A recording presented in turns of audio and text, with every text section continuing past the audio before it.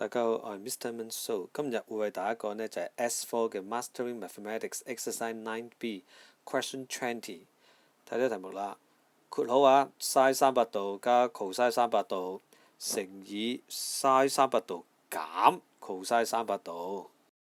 當然啦，一睇就知道係好典型嘅 A 加 B 乘以 A 減 B 啦，咪就係 A 二次減 B 二次咯。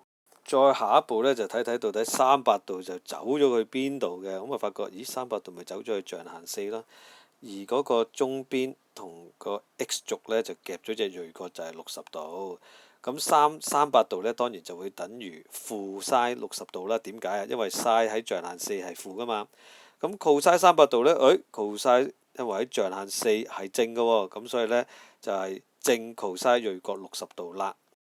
嚟到呢一刻呢，我必須要指出呢，所謂嘅 sin 二次300°呢，其實即係將隻 sin 300°二次。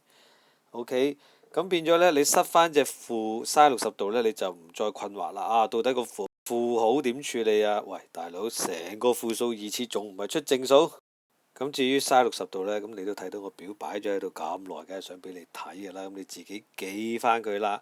sin 60°呢，就係根3 over 2。cos 60°呢，就係1 over 2，二次咗之後呢，就係3 over 4減以1 over 4，咁咪2 over 4即係1 over 2咯。